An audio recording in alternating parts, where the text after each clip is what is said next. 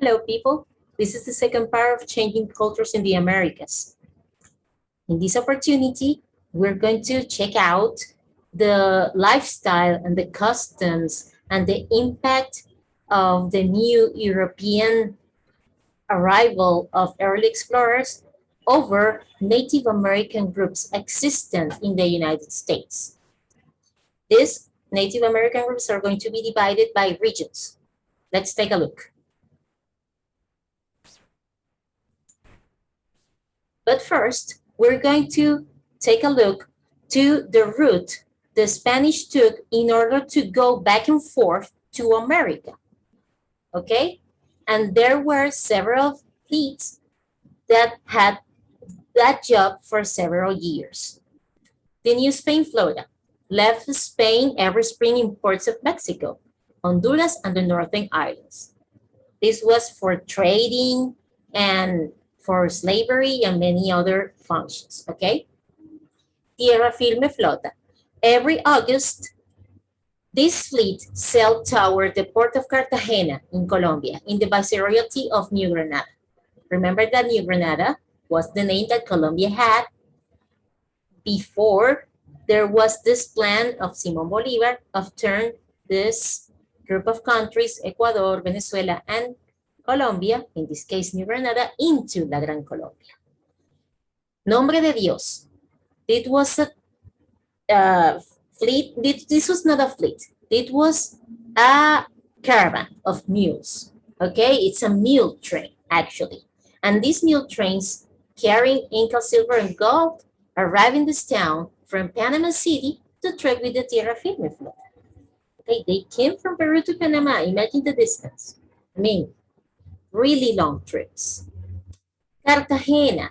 In Cartagena, there were also mule trains from the interior that brought emeralds, pearls, indigo, and cocoa to Cartagena to trade with the fleet that were traveling back again to Spain. Port Royal.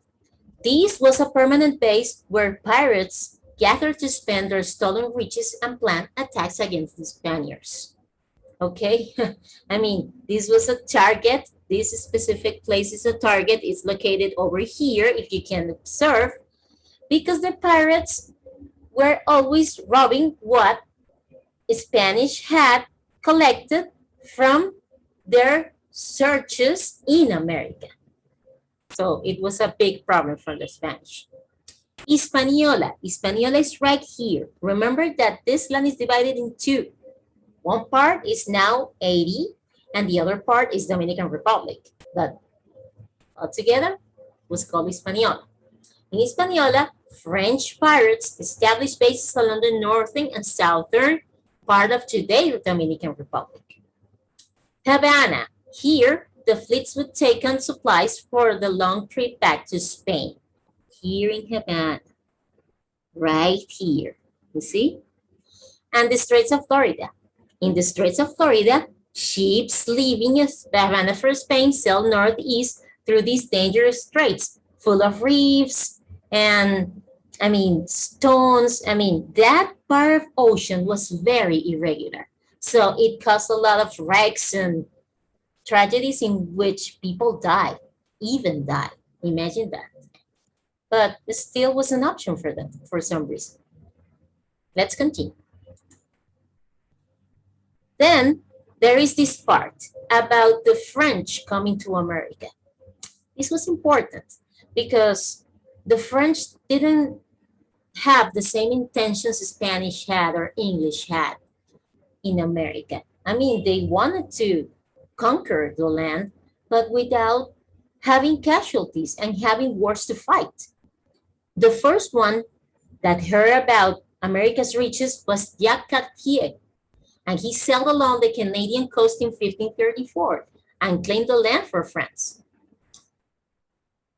Eventually, the king's mapmaker, the French king's mapmaker, Samuel de Champlain, made his first trip to New France, which today is Quebec, located in Canada, in 1603.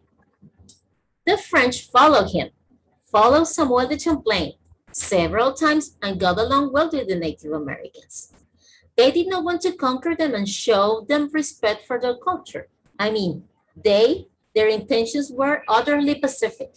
They never intended to get at war with the Native Americans for land or anything like that. They just wanted to take advantage of some resources and learn from the culture and spread their culture as well.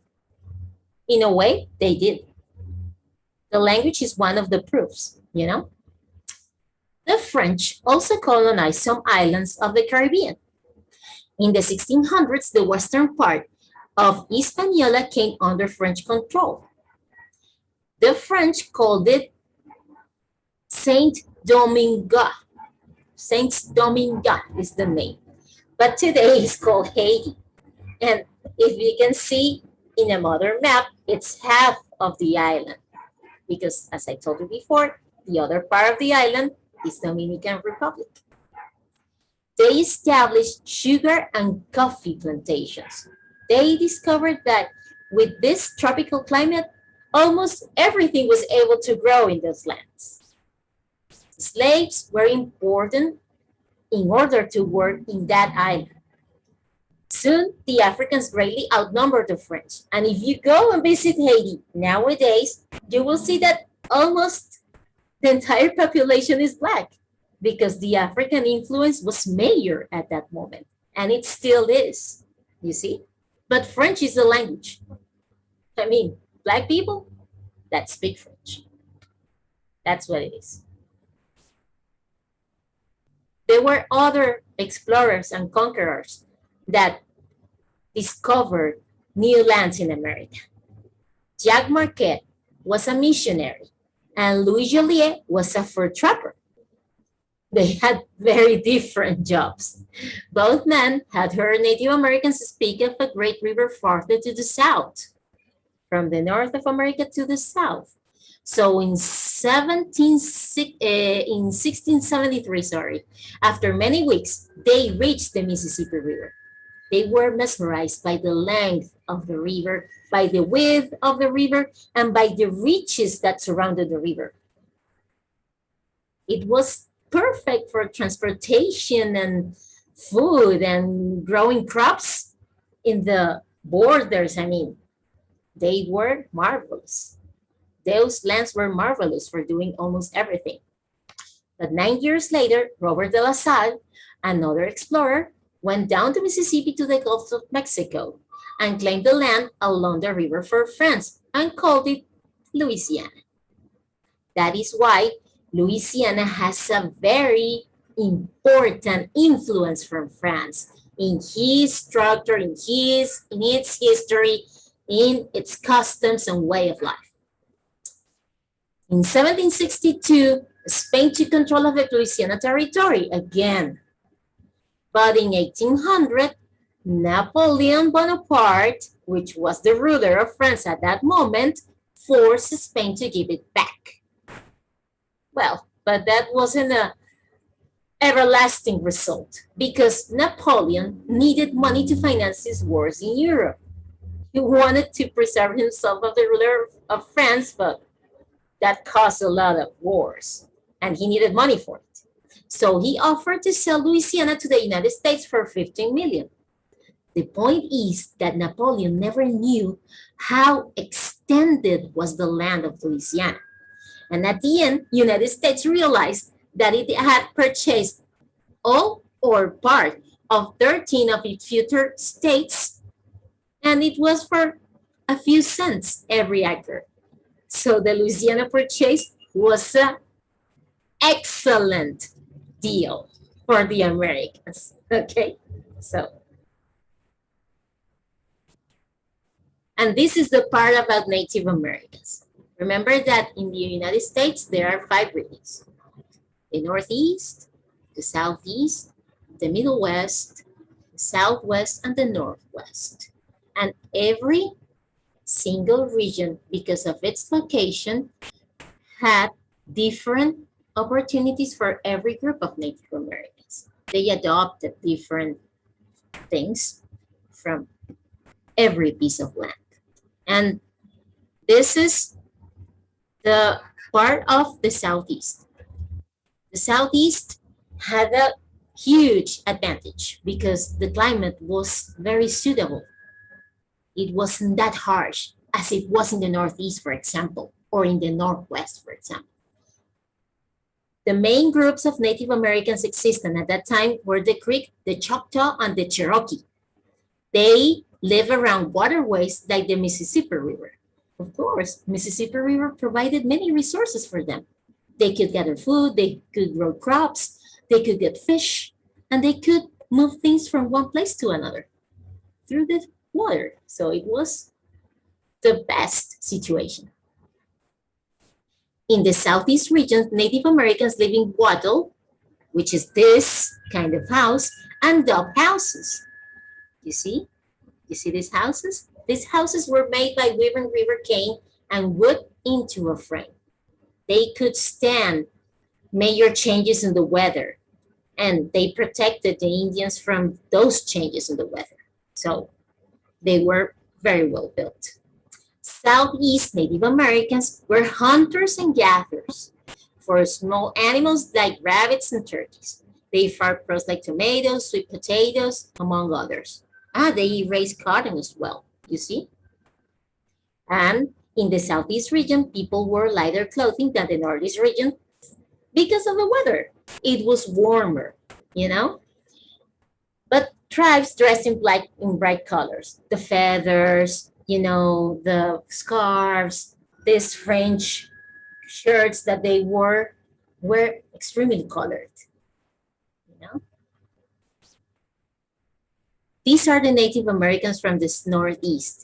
As you can see, the structure of the house is pretty different and it's way bigger. So you will see that in the Northeast, there were many tribes that lived in that region.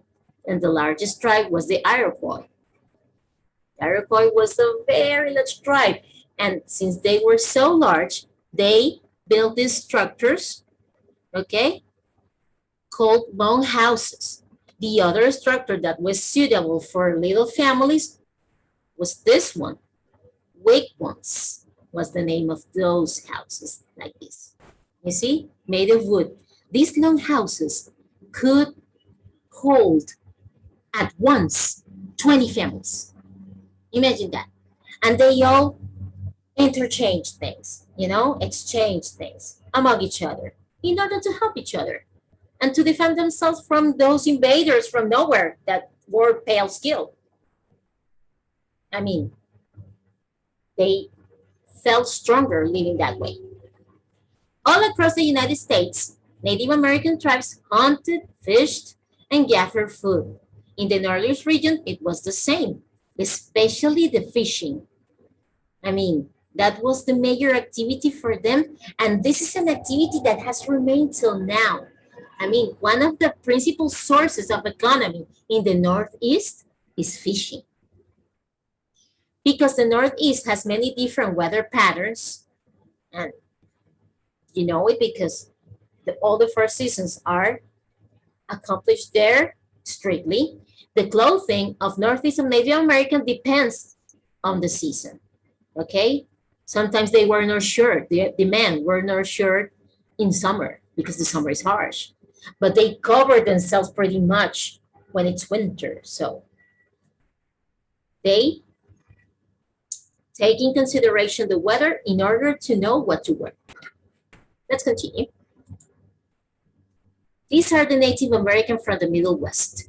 These are the most famous, I must say, because they are the most represented in media in modern times. I mean, those are the ones that you see in movies and TV shows because they represent the major expression of Native American life in America, okay?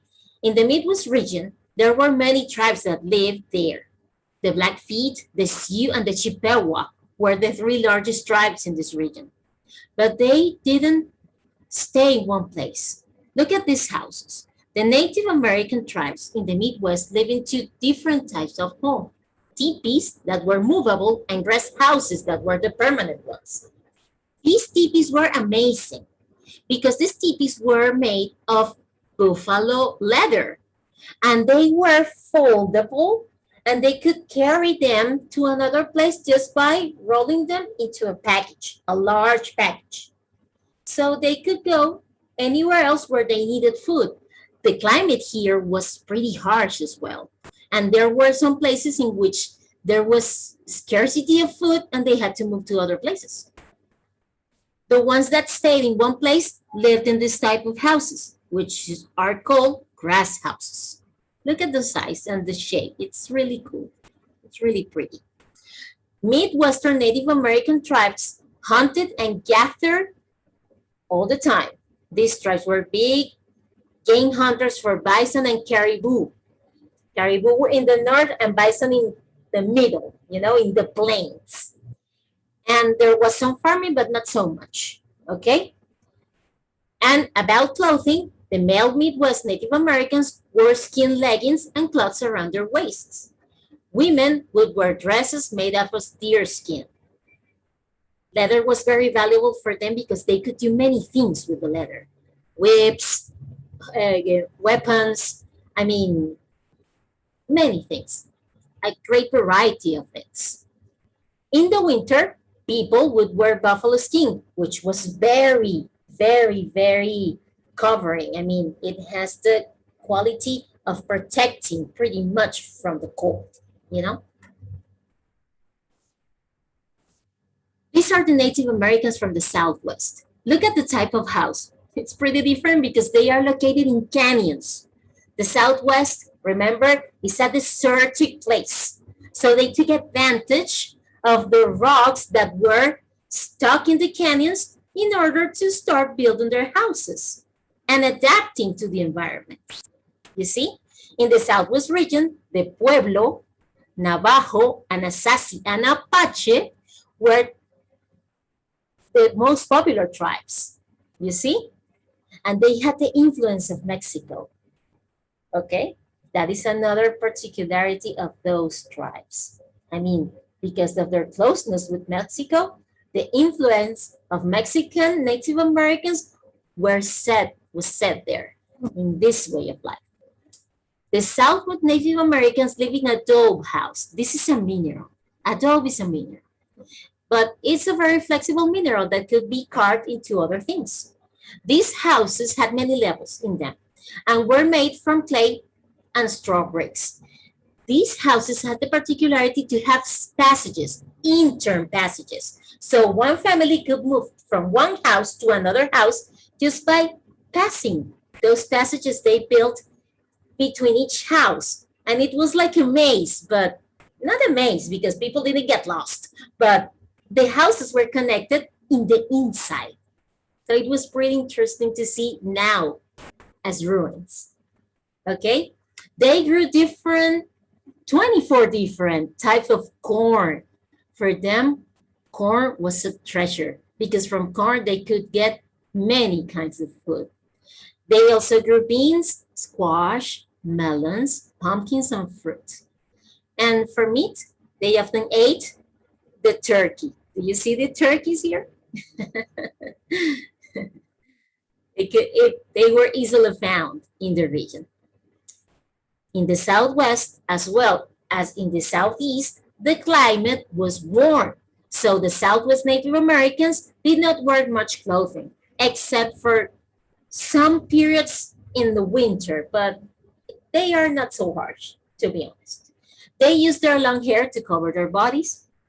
That was valuable, and it was like a symbol. It was like a tradition, And some tribes also grew cotton to use for clothing when the weather got harder. These are the Native Americans from the Northwest, in the part of Washington, Oregon, Montana. In that part, the climate is harsh, and there are many tribes that live in the Northwest regions. Some of these were the Chinook, the Tillamook, Coast Salish, and the Tlingit. These groups are well known for his handcrafted totems. These are the totems. These totems tell stories. Okay? You can see it as a sculptor carving wood, but the story behind these figures that were carved here with color are telling a story well known by the tribe. and they make up a symbol of that story that turns to be sacred for some of them. Okay, in the Northwest region, Native Americans live in plank houses. These homes were made from long, flat planks of cedar wood attached to a wooden frame. This is what looks like the most to modern houses. So they were very ahead of their time in terms of architecture. So that was a step forward for them, you know? Native Americans in the Northwest region got most of their food from fishing. They were also close to the coast, and there were many species of fish that they could easily be found. They also ate plants, and the fish they got at that time were salmon, sea otters, and whales. Imagine catching a whale. Oh my God. The tribes on the coast wore little clothing, except when it was cold. Many items of clothing were made from cedar bark. I mean, it's like a root. It's like the most flexible part of the cedar. They also wore necklaces made of beaver teeth, bear claws, and clam shells. Okay? They were pioneers in terms of doing jewelry. Okay? They were artisans. Well, people, this is it. That's all for today. In the next class, we'll have another topic to develop, and I hope to see you there.